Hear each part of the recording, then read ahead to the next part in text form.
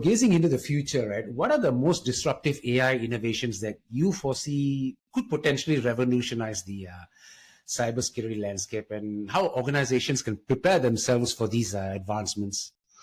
Yeah, and I think the future is now in many ways. I mean, when we see the adoption of AI within the cybersecurity community, if you walk around in a trade show, we had two big ones this year, RSA and Black Hat, it's compulsory and mandatory for vendors to talk about the contribution that AI has and how everybody's embedding AI.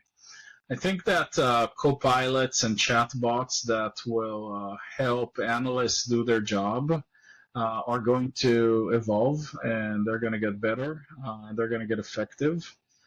Today, they're not quite there, and we're actually at a period where a lot of analysts start to document the disillusionment from AI. I mean, we were all last year and earlier this year sold some kind of a future that an analyst doesn't really need to understand the tools. They'll just log in the morning, type what's going on. Okay, here are the top threats you need to deal with. Do you want me to help explain you these threats?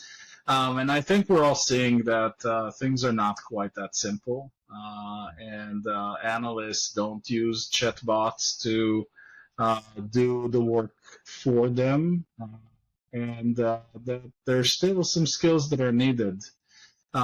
So I think the future lies in, again, identify some of the most high friction activities for security personnel. In my space, for example, that would be to do threat hunting and typing complex search queries. So it would be great if the end user didn't have to know the query language. They could just type natural language searches. Building effective policies is another high friction area. It's complicated to do. It requires a lot of steps. It requires expertise. It's error prone. So giving me some kind of a genie, we call it the policy genie, to help you with that policy creation task.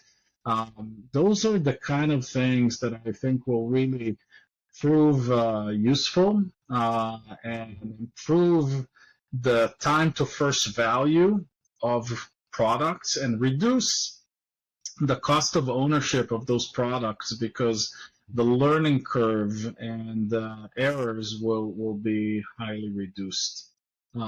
So to kind of summarize, I think we're going to see products that are just easier to use, easier to configure, easier to integrate into your environments with the help of Gen AI capabilities that will essentially take some of the more complicated tasks and make them much more approachable and easy.